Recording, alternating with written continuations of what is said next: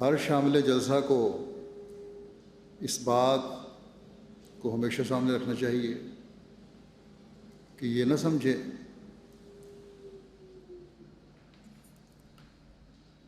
کہ باتیں جو میں کہنے لگا ہوں یہ روایتاً کہہ رہا ہوں اور میں نے کہہ دیا اور آپ نے سن لیا، بس اتنا کافی ہے، نہیں، بلکہ اس پر عمل کرنے کی ضرورت ہے۔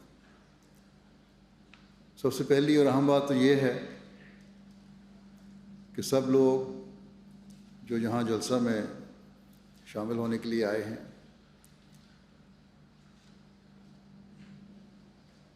حضرت مسیح علیہ الصلوۃ والسلام کی اس بات کو ہمیشہ یاد رکھیں کہ جلسہ کوئی دنیاوی میلہ نہیں ہے۔ اس جلسے میں شامل ہونے کا ہمارا ایک مقصد ہے، اور وہ مقصد ہے اپنی روحانی اور علمی حالت کو بہتر کرنا، اخلاقی حالت کو بہتر کرنا، اللہ تعالیٰ اور اس کے رسول صلی اللہ علیہ وسلم کی محبت اپنے دل میں پیدا کرنا۔ بس جب یہ سوچ ہوگی تو پھر دنیاوی باتوں کی طرف توجہ نہیں رہے گی، اور جب دنیاوی باتوں کی طرف توجہ نہیں رہے گی تو پھر جلسے کے بعض انتظامات جن میں اگر کمزوری بھی ہوگی تو مہمان اسے محسوس نہیں کریں گے، اور یہی سوچ رکھیں گے کہ میزبانوں کی طرف سے یا جلسے کے انتظام کرنے والوں کی طرف سے اگر کوئی کمی رہ بھی گئی ہے تو ہمیں اس کا کوئی فرق نہیں پڑتا۔ ہمارا مقصد تو اپنی روحانی اور علمی حالتوں کو بہتر کرنا ہے، اور وہ ہم جلسہ کی کارروائی اور تقاریر سے فائدہ اٹھا کر سکتے ہیں۔ بس پہلی بات یہ ہے کہ ہر آنے والا، جلسے میں شامل ہونے والا اس بات کو یقینی بنائے کہ ہم نے جلسے کے اوقات میں ادھر ادھر پھرنے کے بجائے جلسے کی مکمل کارروائی سننی، اور جلسے کے باقاعدہ پروگراموں کے درمیان جو وقفہ ہے جو کھانے اور نماز یا دوستوں سے ملنے ملانے کے لیے بھی ہوتا ہے، اسے بھی بہتر رنگ میں استعمال کرنا ہے۔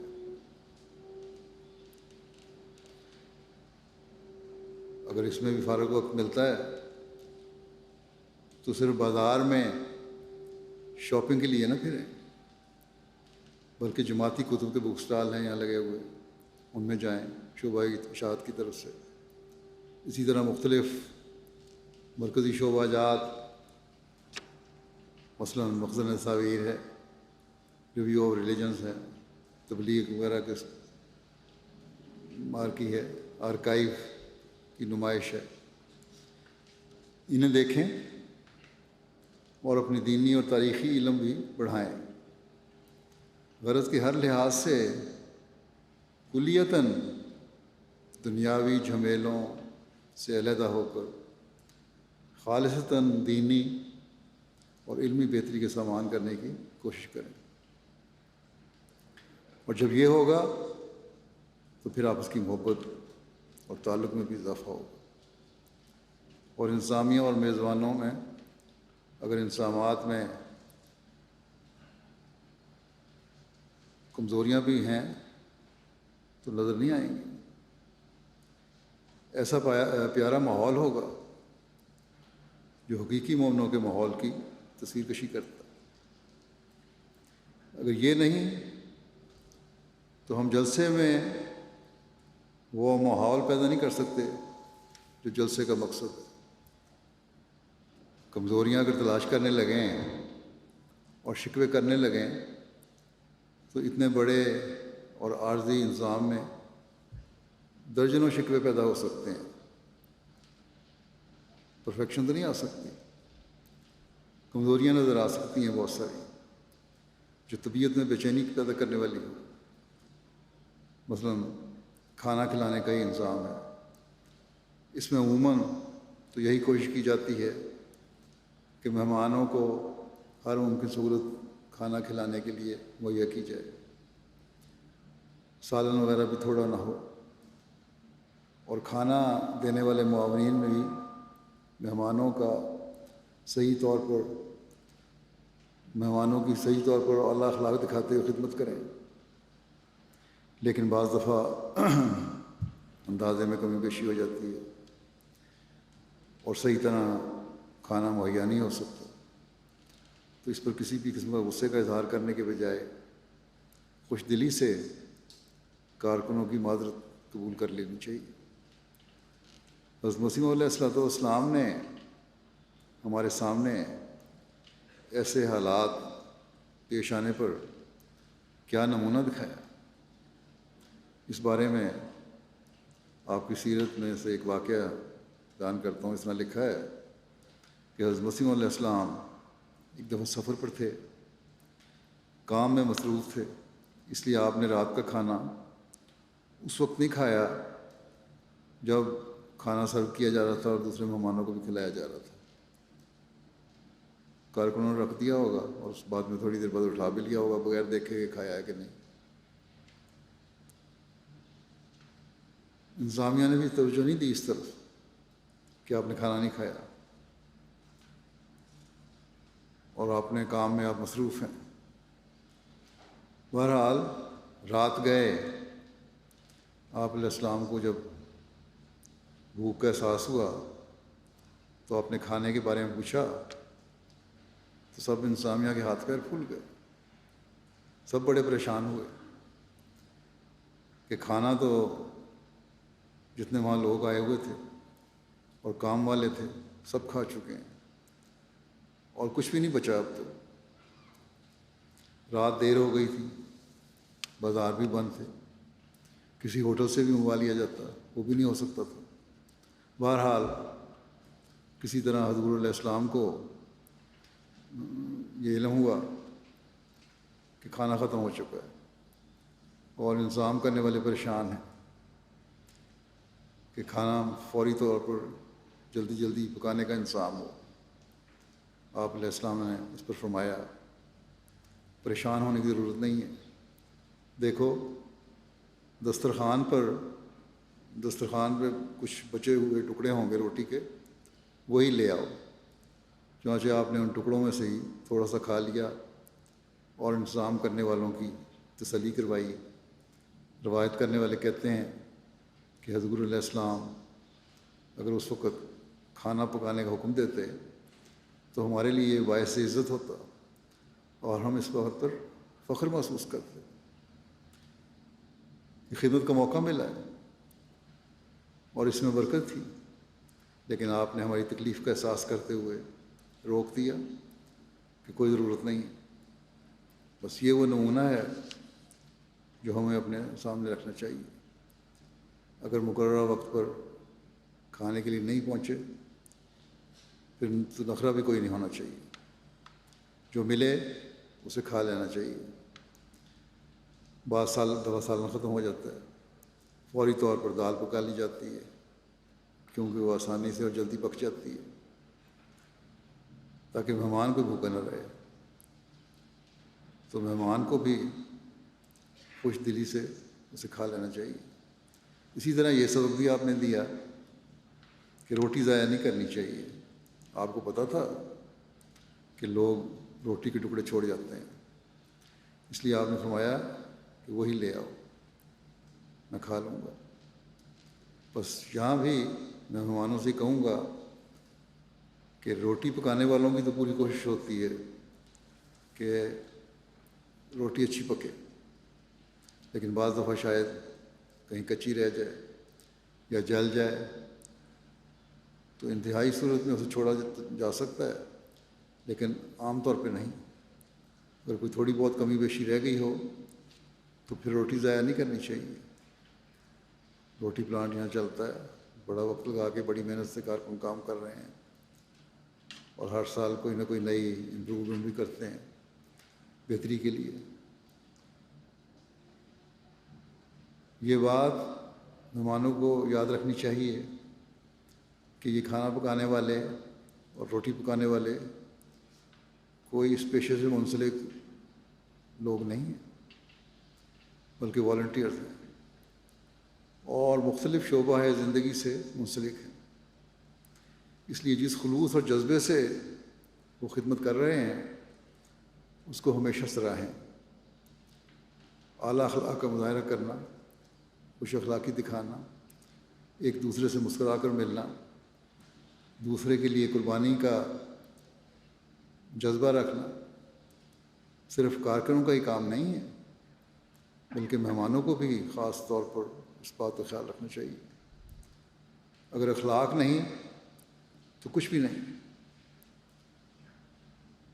صرف کارکنان کی خوش اخلاقی سے ماحول پرامن نہیں ہو سکتا، بلکہ تمام حاضرین کو خوش اخلاقی کا مظاہرہ کرنا چاہیے۔ عورتیں بھی اس بات کا خیال رکھیں اور مرد بھی اس بات کا خیال رکھیں۔ میں نے حدیث کا حوالہ دیا تھا پہلی دفعہ کہ ایمان کا حصہ ہے مسکرانا بھی، صدقہ ہے مسکراتے رہنا بھی، بس اس بات کا خیال رکھنا چاہیے۔ جلسے کے حوالے سے اعلیٰ اخلاق کا مظاہرہ کرنے کی جو حضرت مسیح علیہ السلام نے تلقین فرمائی ہے، یا مہمانوں کے حوالے سے جو تلقین فرمائی ہے، اس کا معیار کیا ہے؟ فرمایا کہ میں سچ سچ کہتا ہوں کہ انسان کا ایمان ہرگز درست نہیں ہو سکتا جب تک اپنے آرام پر اپنے بھائی کا آرام حت الوسع مقدم نہ ٹھہرائے۔ اگر میرا ایک بھائی میرے سامنے باوجود اپنے ضعف اور بیماری کے زمین پر سوتا ہے اور میں باوجود اپنی صحت اور تندرستی کے چارپائی پر قبضہ کرتا ہوں تا وہ اس پر بیٹھ نہ جاوے، تو میری حالت پر افسوس ہے۔ اگر میں نہ اٹھوں اور محبت اور ہمدردی کی راہ سے اپنی چارپائی اس کو نہ دوں اور اپنے لیے فرش زمین پسند نہ کروں، اگر میرا بھائی بیمار ہے اور کسی درد سے لاچار ہے تو میری حالت پر حیف ہے اگر میں اس کے مقابل امن سے سویا رہوں اور اس کے لیے جہاں تک میرے بس میں ہے آرام رسانی کی تدبیر نہ کروں، اور اگر میرا دینی بھائی اپنی نفسانیت سے مجھ سے کوئی سخت گوئی کرے تو میری حالت پر حیف ہے۔ جیسے کہ ماحول کے لیے یہ بات ہی بڑی ضروری ہے، سخت گوئی کرے تو میری حالت پر حیف ہے اگر میں بھی دیدہ و دانستہ اس سے سختی سے پیش آؤں، بلکہ مجھے چاہیے کہ اس کی باتوں پر صبر کروں اور اپنی نمازوں میں اس کے لیے رو رو کر دعا کروں، کیونکہ وہ میرا بھائی ہے اور روحانی طور پر بیمار ہے۔ اگر میرا بھائی سادہ ہو یا کم علم ہو یا سادگی سے کوئی خطا اس سے سرزد ہو تو مجھے نہیں چاہیے کہ میں اس سے کوئی ٹھٹھا کروں یا چیں بر جبیں ہو کر اس سے تیزی دکھاؤں یا بدنیتی سے اس کی عیب گیری کروں کہ یہ سب ہلاکت کی راہیں ہیں۔ کوئی سچا مومن نہیں ہو سکتا جب تک اس کا دل نرم نہ ہو، جب تک وہ اپنے تئیں ہر یک سے ذلیل تر نہ سمجھے اور ساری مشیختیں دور نہ ہو جائیں۔ خادم القوم ہونا مخدوم بننے کی نشانی ہے، اور غریبوں سے نرم ہو کر اور جھک کر بات کرنا مقبول الہی ہونے کی علامت ہے، اور بدی کا نیکی کے ساتھ جواب دینا سعادت کے آثار ہیں، اور غصے کو کھا لینا اور تلخ بات کو پی جانا نہایت درجہ کی جوان مردی ہے۔ یہ عمومی ہدایت آپ نے اپنے ماننے والوں کو دی، بس یہ وہ بنیادی اخلاق ہیں جن کا اظہار ہر وقت بھی اور خاص طور پر جلسے کے دنوں میں بہت زیادہ ہونا چاہیے۔ اگر ہم اس پر ان 3 دنوں میں عمل کریں گے تو کچھ نہ کچھ عادت ان باتوں پر عمل کرنے کی پڑ جائے گی، اور روزانہ زندگی میں بھی یہ ہم کام کر سکیں گے، بشرطے کہ یہ ذہن میں ہو کہ میں جلسے میں اپنی روحانی اور اخلاقی اصلاح کے لیے گیا تھا۔ یہ سوچ ہی مستقلاً وہ خوبصورت معاشرہ قائم کرے گی جو دوسرے کے حقوق ادا کرنے کی طرف توجہ دلائے گی کہ میں جلسے پہ کیا سیکھنے گیا تھا۔ اپنے پر اپنے بھائی کو ترجیح دینا کوئی معمولی کام نہیں، بہت مجاہدے کا کام ہے۔ اس لیے فرمایا کہ اس کا تعلق ایمان سے ہے۔ اس کا ایمان ہی درست نہیں جس میں قربانی کا اور دوسرے کا حق ادا کرنے کا یہ مادہ نہیں۔ اللہ تعالیٰ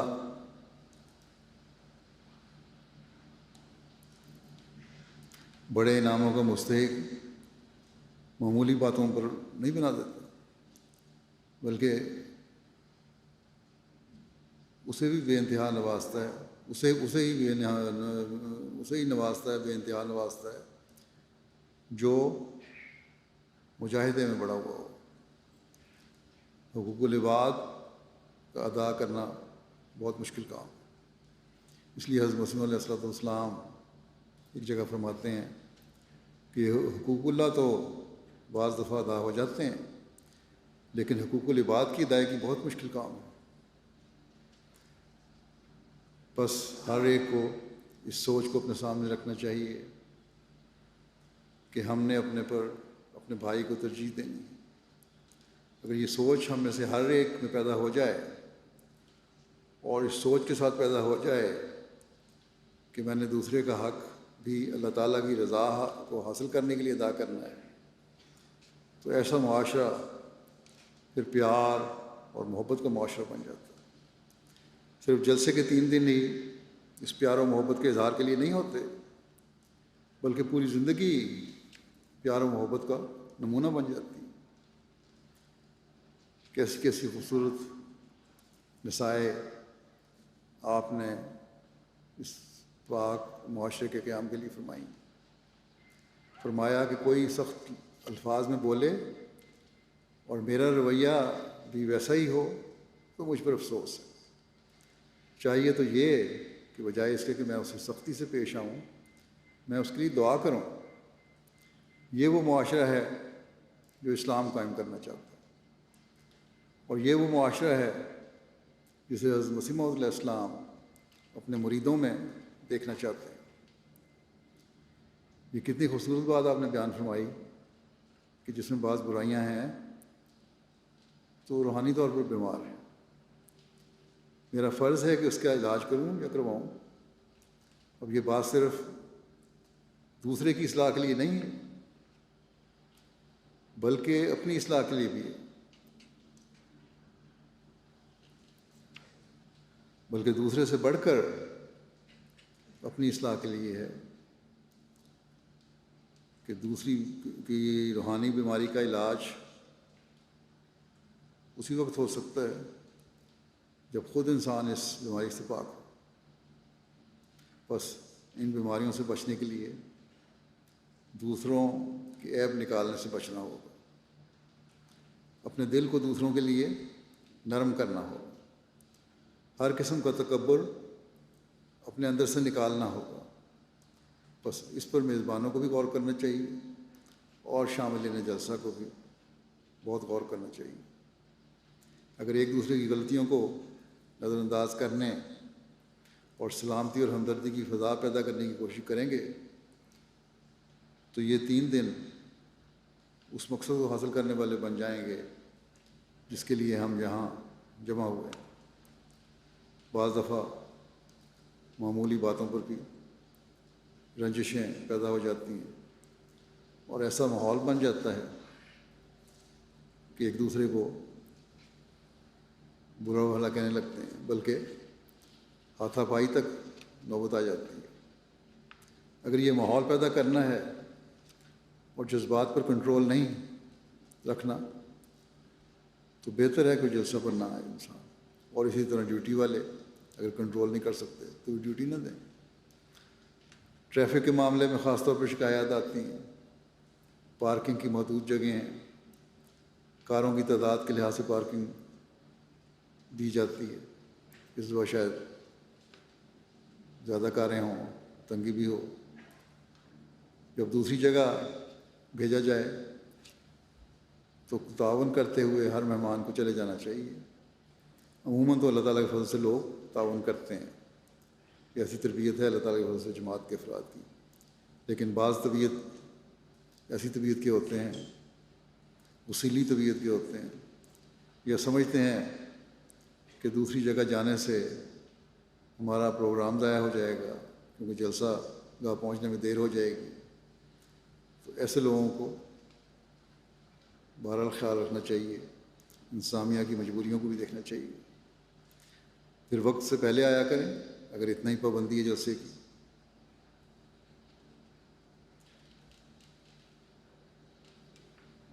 اور ڈیوٹی والے جو ہیں وہ بھی ایسے لوگوں سے الجھنے کے بجائے پیار سے انہیں سمجھائیں.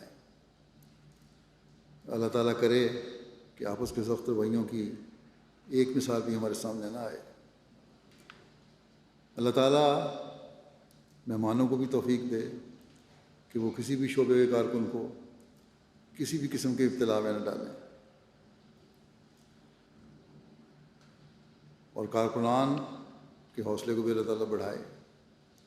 اللہ تعالیٰ کرے کہ یہ 3 دن صرف ہمارے ترانے پڑھنے اور نظمیں پڑھنے کے اور پیار و محبت کے گن گانے کے دن نہ ہوں، بلکہ ان 3 دنوں کی تربیت سے وہ جاگ لگے جو معاشرے میں پیار و محبت کی ایک ایسی فضا قائم کرنے والی ہو جو حقیقی اور اسلامی معاشرے کا طرز امتیاز ہے. حضرت مسیح علیہ السلام نے بار بار مختلف مواقع پر ہمیں ایسی پاکیزہ سوچیں رکھنے کی طرف توجہ دلائی جس میں صرف نیکی اور پاکیزگی ہو. ایک موقع پر مہمانوں کو اپنے فرائض کی طرف توجہ دلاتے ہوئے اور پاکیزہ سوچ رکھنے کی طرف توجہ دلاتے ہوئے آپ فرماتے ہیں، نیکی کو محض اس لیے کرنا چاہیے کہ خدا تعالیٰ خوش ہو اور اس کی رضا حاصل ہو اور اس کے حکم کی تعمیل ہو، قطع نظر اس کے کہ اس پر ثواب ہو یا نہ ہو. ایمان تب ہی کامل ہوتا ہے جب کہ یہ وسوسہ اور وہم درمیان سے اٹھ جاوے. یعنی صرف یہ خیال نہ رہے کہ میں نے جو کام کرنا ہے صرف ثواب کے لیے کرنا ہے، نہیں، بلکہ اللہ تعالیٰ کی رضا حاصل کے لیے کرنا ہے. فرمایا اگرچہ یہ سچ ہے کہ خدا تعالیٰ کسی کی نیکی کو ضائع نہیں کرتا، ان اللہ لا یضیع اجر المحسنین، اللہ احسان کرنے والوں کو اجر ہرگز ضائع نہیں کرتا، مگر نیکی کرنے والے کو اجر مد نظر نہیں رکھنا چاہیے.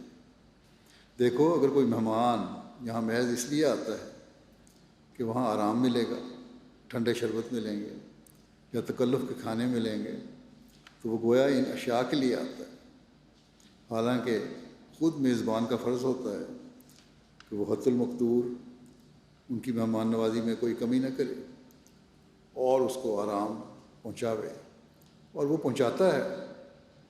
لیکن مہمان کا خود ایسا خیال کرنا اس کے لیے نقصان کا موجب ہے. بس یہ وہ سوچ ہے اس کو ہر مہمان کو سامنے رکھنا چاہیے. بعض مہمان جن کے عزیز یہاں نہیں ہیں جماعتی نظام کے تحت ٹھہرتے ہیں، لیکن بعض دفعہ رہائش کے لیے ایسے مطالبات ہوتے ہیں جن کا پورا کرنا مشکل ہوتا ہے. اسی طرح بعض اور سہولتیں مہیا نہیں ہو سکتی کیونکہ جلسے کے وسیع انتظام میں یہ سب سہولتیں مہیا کرنا ممکن نہیں. عموماً لوگ سمجھ بھی جاتے ہیں. ابھی 2 دن پہلے کی بات ہے، مجھے ایک خاندان ملا جن کو باوجود اس کے کہ انہوں نے کافی عرصہ پہلے انتظامیہ کو اطلاع دی ہوئی تھی، لیکن کسی غلط فہمی کی وجہ سے انتظام نہیں ہو سکا، رہائش کا جو چاہتے تھے، تو انہوں نے اپنا انتظام کسی عزیز کے ہاں کر لیا. وہ عزیز کا گھر بھی بہت چھوٹا ہے، نیچے میٹرسیں بچھا کے یا بستر بچھا کے سو جائیں گے، اور میزبان اور مہمان دونوں کو دقت کا سامنا بھی کرنا پڑا ہوگا، لیکن اس پر وہ خوش ہیں کہ جلسہ سن لیں گے. اور یہ باتیں انہوں نے بڑے ہنستے ہوئے میرے پوچھنے پر مجھے بتائیں، کوئی شکوہ نہیں کیا. اکثر ایسے ہی مہمان ہوتے ہیں لیکن بعض جب مجھے ملتے ہیں، بلکہ بعض جو مجھے ملتے ہیں ان کے مزاج کو جانتے ہوئے مجھے لگتا ہے کہ وہ جماعتی رہائشی نظام کے تحت نہیں رہ سکتے، لیکن خوشی سے وہ رہتے ہیں، باوجود میری سوچ ان کے الٹ ہوتی ہے۔ خیال یہی ہوتا ہے کہ شاید نہ رہ سکیں، لیکن وہ رہتے ہیں خوشی سے، اور اکثریت ایسوں کی ہے۔ لیکن بعض ایسے بھی ہوتے ہیں جن کو بہت زیادہ شکوہ بھی ہوتا ہے۔ اگر خوش دلی سے اللہ تعالیٰ کی رضا کی خاطر یہ دن گزار لیں تو اللہ تعالیٰ اور رنگ میں نواز دیتا ہے۔ اب یہاں بھی اب جو ان کی رہائش گاہیں تھیں، ٹینٹ تھے یا اجتماعی قیام گاہیں تھیں، میرا خیال ہے زیادہ لوگوں کی وجہ سے پوری ہو گئی ہیں، تو ہو سکتا ہے کہ ایسا انتظام کرنا پڑے جہاں دقت ہو، تو اس انتظام کو بھی خوشی سے برداشت کر لینا چاہیے مہمانوں کو۔ بہرحال میزبان کا یہ فرض ہے، جیسا کہ حضرت مسیح علیہ السلام نے فرمایا کہ حت المقدور مہمان کو آرام پہنچائے، اور مہمانوں کو بھی معمولی تکلیفوں کو برداشت کرنے کا بہترین اجر اللہ تعالیٰ عطا فرمائے، اس کو بھی ان کو سامنے رکھنا چاہیے، اور اللہ تعالیٰ سے حاصل کرنے کی کوشش کرنی چاہیے۔ معاشرے میں امن اور سلامتی سے رہنے، امن اور سلامتی کی فضا پیدا کرنے اور امن اور سلامتی پھیلانے کے لیے حضرت صلی اللہ علیہ وسلم نے کیا نصیحت فرمائی۔ ایک دفعہ ایک شخص حضرت صلی اللہ علیہ وسلم کی خدمت میں حاضر ہوا اور عرض کیا، یا رسول اللہ صلی اللہ علیہ وسلم، کون سا اسلام سب سے بہتر ہے؟ آپ صلی اللہ علیہ وسلم نے جواب دیا، ضرورت مندوں کو کھانا کھلاؤ اور ہر اس شخص جسے تم جانتے ہو یا نہیں جانتے سلام کو۔ معاشرے میں محبت اور بھائی چارہ پیدا کرنے اور امن و سلامتی قائم کرنے کے لیے یہ وہ خوبصورت اصول ہے جسے اگر اپنا لیا جائے تو ایک امن اور سلامتی پھیلانے والا معاشرہ قائم ہو جاتا ہے۔ دنیا میں بہت سے فساد اس لیے ہیں کہ غریب تر ہو رہا ہے۔ آج بھی کروڑوں لوگ ہیں جن کو 2 وقت کی روٹی بھی نہیں ملتی، اگر روٹی کھائیں تو رہائش نہیں ہے۔ یہاں اس ملک میں یہ جو امیر ملک کہلاتے ہیں، ان میں بھی ایسی باتیں ہیں، یہاں بھی یو کے میں بھی، جسے امیر ملک کہا جاتا ہے، گوا وہ عمارت نہیں رہی ان کی حالت کی، لیکن بہت سو سے بہتر ہیں۔ ہزاروں لوگ اور بچے سڑکوں پر پڑے ہیں کہ مہنگائی کی وجہ سے روٹی بھی صحیح طرح میسر نہیں اور رہائش بھی میسر نہیں۔ تو اسلام کی یہ بنیادی تعلیم ہے کہ بھوکے کو کھانا کھلاؤ۔ کاش کہ مسلمان اس اصول کو سمجھیں اور ان کے حکمران اپنی رعایا کا حق ادا کرنے والے بنیں، اور صرف اپنے خزانے نہ بھرتے رہیں بلکہ غریبوں اور ضرورت مندوں کی ضرورت پوری کر کے معاشرے سے بے چینی اور ظلم کو دور کریں۔ آج کل کی یہ بے چینی بھی بہت ساری اسی وجہ سے پھیلی ہوئی ہے۔ پھر فرمایا کہ سلام کو، بہرحال یہ تو ضمن میں نے بات کی، اپنے معاشرے میں رواج دینے کے لیے سلام کی تلقین فرمائی آپ نے۔ سلام کہنا صرف منہ سے بول دینا ہی نہیں، بلکہ جب انسان دل سے سلام کہتا ہے تو پھر سلامتی پہنچانے پھیلانے کی سوچ بھی رکھتا ہے، ایک دوسرے کے لیے نیک جذبات بھی رکھتا ہے، اس کی تکلیفوں کو دور کرنے کی کوشش اور دعا بھی کرتا ہے۔ بس ان دنوں میں ہر احمدی کو یہاں سلامتی کا پیغام کو پھیلانے، السلام علیکم رواج دینے اور اپنے اندر ایک دوسرے کے لیے نیک جذبات پیدا کرنے کی کوشش کرنی چاہیے۔ لوگ ان لوگوں سے خوش دلی سے مل لیتے ہیں اور بڑے اتفاق سے انہیں سلام بھی کر لیتے ہیں جن سے انہیں فائدہ پہنچ رہا ہو، یا ان کو بھی خوشی سے مل لیتے ہیں جن سے عام تعلقات ہیں، لیکن حقیقی امن اور سلامتی اس وقت قائم ہوتی ہے جب وہ لوگ جن کے دلوں میں ایک دوسرے کے لیے رنجشیں ہیں وہ دور ہوں اور دل سے ایک دوسرے کے لیے سلامتی کی دعا نکلے۔ بس اس جلسے میں ایسے لوگوں کو بھی رنجشیں دور کر کے سلامتی کا پیغام پہنچانے کی کوشش کرنی چاہیے، اور عمومی رنگ میں اس سارے ماحول میں سلامتی کا پیغام پہنچاتے ہی رہنا چاہیے۔ اللہ تعالیٰ اس پر عمل کرنے کی بھی ہر ایک کو توفیق عطا فرمائے، اور یہ سب جلسے کا ماحول مکمل طور پر امن اور سلامتی کا ماحول بن جائے، بلکہ اعلیٰ اخلاق اور حقوق العباد کی ادائیگی ہماری زندگیوں کا مستقل حصہ بن جائے۔ جلسے کے انتظامات کے لحاظ سے بعض عمومی باتوں کی طرف بھی توجہ دلانی چاہتا ہوں، ان کا ہر ایک کو خیال رکھنا چاہیے۔ پہلی بات یہ ہے کہ جلسے کی کارروائی خاموشی اور توجہ سے سنیں، اور یہ کوشش کرنی چاہیے، یہ نہیں کہ بعض تقریریں سنیں اور بعض نہ سنیں۔ اس کے بارے میں پہلے بھی میں کہہ چکا ہوں کہ جلسے کے میں آ کے بیٹھیں۔ حضرت مسیح علیہ الصلوۃ والسلام نے اس بات کو سختی سے ناپسند فرمایا کہ بعض مقررین کی تقریریں سن لی جاتی ہیں اور ان کی شعلہ بیانیوں کو پسند کیا جاتا ہے اور بعض کو نہیں سنا جاتا۔ مقررین بڑی محنت سے تقاریر تیار کر رہے ہوتے ہیں۔ تمام شاملین کو جلسے کی تمام کارروائی میں شامل ہو کر روحانی اور علمی فائدہ اٹھانے کی کوشش کرنی چاہیے۔ پھر جلسے کے دنوں میں ذکر الہی اور درود شریف پڑھنے کی طرف بھی خاص توجہ دیں۔ آج کل تو ویسے بھی محرم کے دن ہیں، اور ان دنوں میں خاص طور پر آج 10 محرم بھی ہے۔ درود شریف پڑھنا چاہیے اور اس سوچ کے ساتھ پڑھنا چاہیے کہ اللہ تعالیٰ حضرت صلی اللہ علیہ وسلم کے مقام و مرتبہ کو بلند کرتا چلا جائے، آپ صلی اللہ علیہ وسلم کے پیغام کو کامیابی اور غلبہ عطا فرمائے، آپ صلی اللہ علیہ وسلم کی شریعت کو بقا اور عظمت عطا فرمائے، آپ کی امت کے حق میں آپ کی دعاؤں سے ہم فیض پانے والے ہوں، اور اللہ تعالیٰ اس امت کو ہر قسم کے بگاڑ سے پاک کر دے۔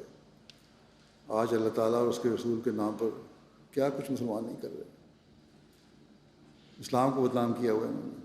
اللہ تعالیٰ انہیں عقل دے اور زمانے کے امام کو ماننے والے بھی ہوں۔ جمعے میں دن دعائیں قبول ہوتی ہیں، اس بات کو دعاؤں میں یاد رکھیں۔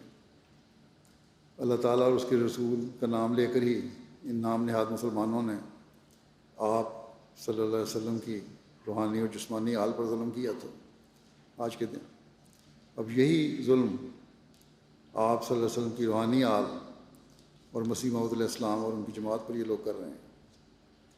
پاکستان میں آج کل بہت تکلیف دہ حالات ہیں، ہر طرف سے مخالفین جماعت کو نقصان پہنچانے کی کوشش کر رہے ہیں اور کہتے ہیں کہ ہم حب رسول میں یہ کر رہے ہیں، اور احمدی نعوذ باللہ حضرت صلی اللہ علیہ وسلم کی توہین کے مرتکب ہو رہے ہیں، جبکہ ہمارے ایمان کی تو بنیاد ہی حضرت صلی اللہ علیہ وسلم کا خاتم النبیین ہونا اور آپ کی لائی ہوئی شریعت پر ایمان لانا ہے۔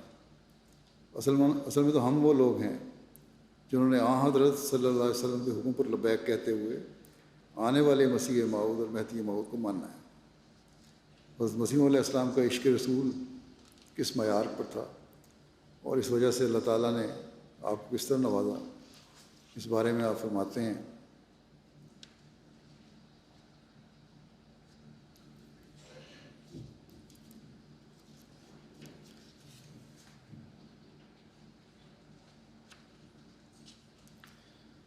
کہ ایک مرتبہ ایسا اتفاق ہوا کہ درود شریف کے پڑھنے میں، یعنی حضرت صلی اللہ علیہ وسلم پر درود بھیجنے میں ایک زمانہ تک مجھے بہت استغراق رہا۔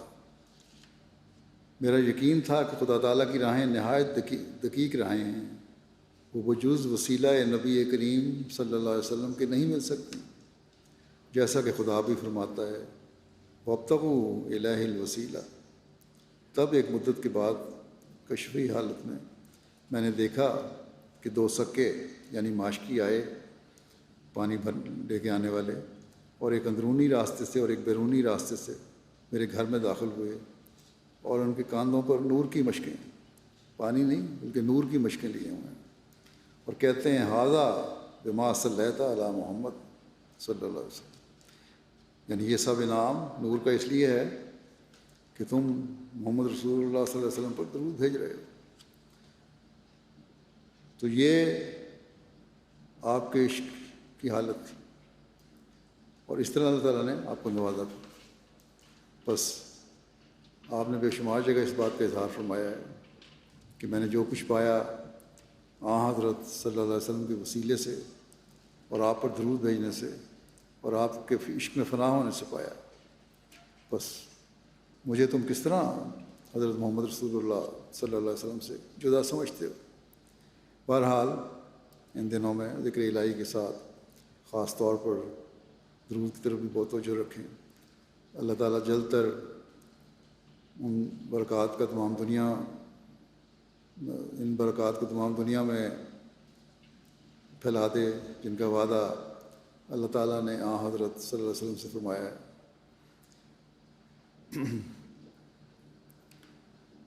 جلسہ گاہ میں خاص طور پر خواتین اس بات کا بھی خیال رکھیں کہ کچھ سمجھ بوجھ رکھنے والے بچوں کو اس بات کا احساس دلائیں کہ انہوں نے جلسے کی کارروائی کے دوران خاموشی سے بیٹھنا ہے.